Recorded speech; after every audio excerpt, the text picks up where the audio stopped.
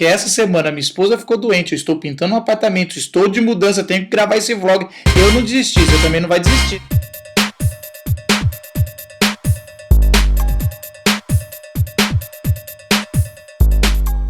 O capítulo 5 mostra Jesus atravessando o mar depois daquele sono gostoso que ele tira no barco e chega num lugar onde tem 10 cidades não judaicas. Naquele lugar tinha um endemoniado conhecido em todos os lugares. Já tinham tentado prendê-lo, mas não conseguiam, porque quando colocavam uma corda nele, ele rebentava até correntes. Ele vivia no cemitério, isolado da sociedade. Era um cara descontrolado. Nunca tinha se visto um endemoniado como aquele. A situação está tensa. Aquele homem endemoniado corre em direção a Jesus, todos se assustam. Mas os demônios reconhecem que Jesus é filho de Deus. Jesus, num ato de autoridade, pergunta o nome. Eles falam legião. Legião era uma tropa com 6.000 soldados. Era muito demônio. Eles pedem para ir para uma manada de porcos. Jesus fala, vai logo. Aqueles demônios entram em 2.000 porcos. Era uma super manada. E já mostra que aquele lugar não era um lugar de judeu, porque judeu não podia criar porcos. Aquele lugar era um lugar mais afastado. Aqueles porcos não resistem ao exército de demônios.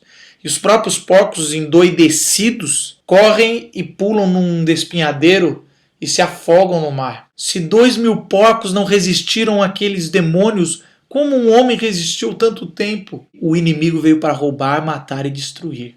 Aqueles criadores de porcos correm para contar o que aconteceu e quando o povo da cidade vê aquele homem que era endemoniado, descontrolado, sentado aos pés de Jesus, aprendendo em pleno juízo, eles ficam maravilhados. Como é que pode ter um homem que transforma as pessoas desse jeito? Eles perguntaram como essa maravilha aconteceu. Os criadores de porcos contaram direitinho o que tinha acontecido. E o povo viu o prejuízo que deu a perda de 2.000 porcos para aquelas cidades e não conseguiam mais ver a restauração daquele homem. Obrigaram a Jesus a sair daquela cidade.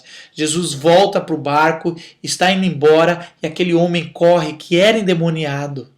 E que nem a gente não sabe nem o nome, mas aquele homem corre para Jesus. Deixa eu ir com você, mestre. O Senhor me libertou. Quero ser igual a um dos seus discípulos. Jesus costumava mandar ficar quieto e não falar quem ele era, porque ainda não tinha chegado a hora dele. Mas naquele caso Jesus fala, você vai ser um dos meus discípulos. Essa cidade está tão distante do evangelho que você vai voltar em cada lugar e na sua casa e contar o que eu fiz. E o final da história mostra que um dos endemoniados mais temíveis virou o primeiro missionário entre os gentios. E onde ele ia e contava a sua história, o povo ficava maravilhado. Jesus entra no barco e volta para aquela multidão. Quando ele chega do outro lado da margem, existe um dos líderes da sinagoga, como se fosse um pastor, chefe aí de alguma denominação, chega na praia, todo vestido, engomado, ajoelha e implora para Jesus, dizendo, Jesus, vai até minha casa, coloca a mão sobre a minha filha porque ela está morrendo. Jesus fala, eu vou com você, Jairo. E aquela multidão começa a apertar Jesus e Jesus tinha um alvo, ir curar a filha de Jairo. No meio do caminho, uma mulher que havia há 12 anos com fluxo de sangue. O que é fluxo de sangue? Uma mulher que não para de escorrer o sangue do nariz e fica... Como é que eu vou dizer isso? Fluxo de sangue é uma menstruação contínua, ok? Pronto, falei. Aquela mulher tinha gastado tudo com os médicos e não tinha mais esperança. E para a gente entender melhor, o sangue para aquela cultura e para a religião judaica representa algo muito forte. A gente precisa entender isso. O sangue pode purificar, por isso que quando mata um cordeiro, purifica dos pecados, e o sangue pode transformar em imundo. Uma mulher com fluxo de sangue, ou no seu período uma vez por mês, ela é considerada imunda, o marido não pode tocá-la. Essa mulher há 12 anos não tinha recebido um abraço, não tinha recebido um carinho e não podia ficar na cidade nem no meio do povo. Mas ela entra escondido naquela multidão e toca as vestes de Jesus descostas, como diriam os cariocas. Foi o primeiro milagre que Jesus faz sem querer. Jesus vira e fala, quem me tocou? Os discípulos falam, Jesus, está todo mundo te tocando, você está virando estrelinha? Jesus pergunta sobre quem me tocou porque ele sabe que aquela mulher precisava ainda entender o caráter dele, não só o poder dele. Você sabe o que acontece quando é pego no meio de uma multidão uma pessoa imunda, como aquela mulher estava? Ela iria ser apedrejada. Quando Jesus pede para identificar quem foi que tocou, aquela mulher está pensando, se ele sabe que me curou, ele também sabe qual é o meu problema. Ele, como um bom judeu, vai mandar me apedrejar, porque essa é a lei de Moisés. Aquela mulher se prostra e fala, fui eu. Jesus olha para ela e fala, tua fé no meu caráter, em quem eu sou, que não vou te apedrejar, te salvou. Vai em paz. Mais uma vez a gente vê que o dito popular daquela época e dessa está errado. A gente costuma pensar que o mundo contamina quem é santo. E Jesus mostra que o santo purifica o mundo. Eu não sei como é a sua família, mas se você decidiu se santificar em Cristo, você vai transformar a sua família. Notícia ruim espalha muito rápido, e não foi diferente na vida de Jairo. Os parentes deles lá da casa tinham chegado com a notícia de que a filha dele já tinha morrido, para não chamar mais Jesus e nem essa multidão que estava vindo com ele, né? Jairo fica decepcionado porque não conseguiu levar Jesus a tempo. Cabisbaixo, Jesus coloca a mão no ombro de Jairo, levanta o rosto dele e fala, não fique com medo, crê em mim somente. E Jairo creu. E Jairo acreditou em Jesus e levou Jesus até sua casa, indo contra todos. Quando Jesus chega na casa de Jairo, já vê todos os profissionais fazendo o seu velório para ganhar um dinheiro, alguns que choravam por dinheiro. E Jesus fala, ela não está morta, ela está dormindo. Todos começam a rir de Jesus. Jesus decide entrar naquela casa e levar só os seus discípulos e os pais. Naquele quarto escuro, Jesus, 3 discípulos, os pais e uma menina morta. Jesus vira e fala, menina, levanta. Naquela mesma hora, a menina se levantou e sentou. Os pais ficaram maravilhados e Jesus fala, dá alguma coisa para ela comer. Não é apenas uma cura, agora Jesus está mostrando que ele pode vencer a morte. É o primeiro sinal. Jesus sai da casa de Jairo e decide ir para sua cidade natal, Nazaré, que fica mais ou menos a uns 30 quilômetros de lá. Quando ele chega em Nazaré, procura uma sinagoga e começa a pregar, e todos ficam encantados com a sua mensagem, mas logo começaram a falar, esse aí não é o moleque que andava por aqui, filho de José, de Maria, com os irmãos que eu conheço ali, ó, do canto. Dá até os nomes dos irmãos de Jesus. A história conta que Jesus escandalizou os da sua cidade, porque eles não acreditavam que um profeta ou um homem de Deus poderia ter tido uma infância normal como Jesus teve. A vida que Jesus propõe, ela é totalmente normal nos usos e costumes, mas é totalmente revolucionário no seu espírito. Mas as pessoas querem que seja revolucionário nos usos e costumes e totalmente normatizada em espírito. O ministério de Jesus não parava de crescer, e com isso ele decidiu dividir com os discípulos um pouco da responsabilidade. Separou 2 em 2 e mandou ir nas cidades e vilarejo pregar o evangelho, expulsar demônio e curar pessoas. Mas Jesus manda eles não levarem nada a mais, só a roupa do corpo e a mensagem. Desde aquela época, Jesus está falando que um discípulo de Jesus vai ser reconhecido pela sua vida, pela sua mensagem poderosa, mas não pelas coisas que tem. Ter coisas não significa ser abençoado por Deus. E aqueles discípulos, aonde eles iam, era como se fosse Jesus indo. E lá, eles curaram, libertaram pessoas de demônios e levaram a mensagem transformadora. Voltaram felizes da vida, contando o que tinha acontecido. Aí a Bíblia faz um retrô, é como se parasse no tempo e fala, deixa eu contar o que aconteceu com Herodes e João Batista. O problema de Herodes, ele como rei de Israel, ele deveria seguir a Torá, a lei judaica. Mas ele se apaixonou pela mulher do irmão dele e casou com ela. João Batista não costumava levar desaforo para casa e falou na cara dos dois, vocês estão em pecado, se arrependam. Herodes até levou de boa, mas a mulher dele não. E jurou para si mesmo, um dia eu vou matar esse João Batista. Mais tarde, em uma grande festa que Herodes deu e chamou todos os líderes, a filha da mulher dele, que não era a filha dele, decide dançar e fazer uma exibição semerótica no palácio. E faz uma dança do ventre.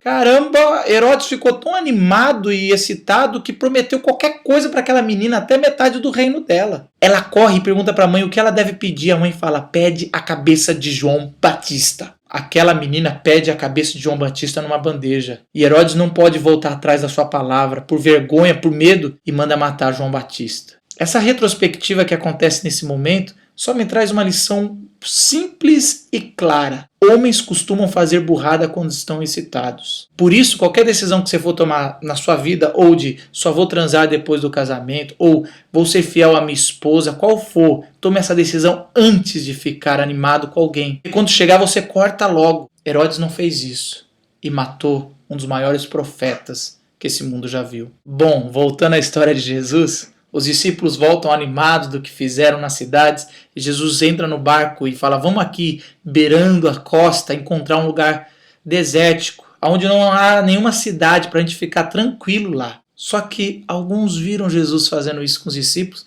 espalhou o boato todo. Quando Jesus chega num lugar que não tinha nenhuma casa, nenhuma cidade, a multidão já está esperando ele lá. Os discípulos falam: vamos embora, Jesus ainda está cansado. E Jesus, a palavra fala que Jesus teve compaixão daquela multidão. No final do dia, os discípulos chegam para Jesus e falam: Jesus, tem muita gente aqui, são 5.000 homens. Se for contar com mulheres e crianças, deve ter umas 10, 15 mil pessoas. Não tem nenhuma cidade por perto, eles já estão com fome.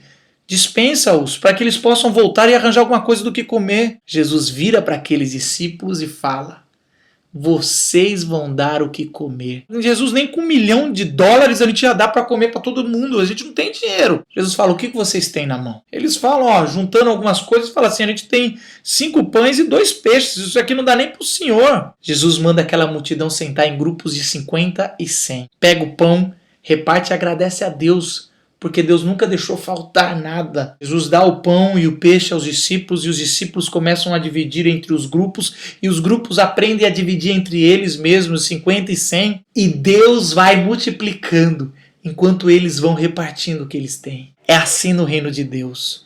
Quanto mais generosidade, quanto mais damos, mais recebemos. Melhor é dar do que receber. Toda aquela multidão come à vontade, incluindo os discípulos e Jesus.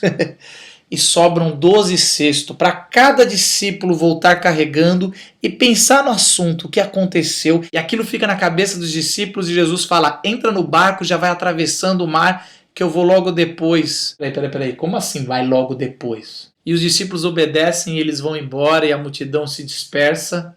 E Jesus sobe no monte para orar, para ficar sozinho por um tempo. Não só a gente vive no mundo agitado, Jesus também vivia no mundo agitado e muitas vezes ele buscava a solitude em Deus. Solidão é quando a gente fica sozinho sem querer estar, é horrível. Solitude é quando a gente busca ficar sozinho para refletir. Deus ainda usa o silêncio e a solitude para falar com seus filhos. Mais uma vez aqueles discípulos foram pegos por um vento e por uma tempestade no meio do mar. Só que dessa vez Jesus não estava dormindo ali do lado. E eles pensaram: Jesus não está aqui, acabou, a gente vai morrer agora. Um dos discípulos olha mais para frente e vê um vulto. Fantasma! Eles acreditavam em fantasma, meu Deus do céu. Cada vez que eu leio, eu vejo que os discípulos eram igual a mim e a você. Medrosos, irresponsáveis, e que tudo que eles fizeram de bom veio de Deus e de Jesus. Jesus estava andando sobre as águas. Sobre as águas, que molecagem, que coisa linda, cara. Eu queria andar sobre as águas, eu queria muito andar sobre as águas. Jesus, o primeiro surfista sem prancha, é lógico. E ele anda em direção ao barco, entra, e quando ele pisa no barco, a tempestade mais uma vez se encerra. Aqueles discípulos ficam atormentados, não só porque viram Jesus andando sobre as águas, porque viu mais uma vez o mar se acalmar, mas também porque eles viram de 10 a 15 mil pessoas serem alimentados com tão pouco. E eles pensaram: se fizermos isso com tão pouco, o que podemos fazer a partir de agora? E o capítulo 6 acaba com os discípulos em ação. As pessoas daquelas 10 cidades, daquela que tinham endemoniado, que expulsaram Jesus, eles voltam para lá. E as pessoas começam a levar os seus doentes para as praças. E os discípulos, assim como fizeram de 2 em 2, começam a revolucionar aquelas cidades. O evangelho de Jesus é assim, revoluciona a cidade. E assim a gente chega ao final do capítulo 6. Não esquece de colocar ou no Facebook, no YouTube ou no blog mesmo o que Deus está falando com você. Talvez você é igual um endemoniado, alguém descontrolado precisando de Deus. Ou igual os moradores daquelas 10 cidades, valorizam mais as coisas e dinheiro do que pessoas. Quem sabe igual Jairo, qualquer notícia ruim, você desiste e desanima. Ou aquela mulher que sangrava, que reconhece o poder nos milagres de Deus, mas não reconhece o caráter de Deus. Para mim o que fica? Que eu sou igual aos discípulos, incrédulo no que eu tenho nas minhas mãos.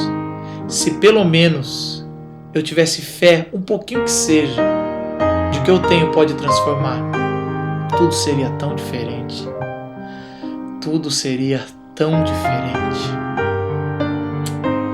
Até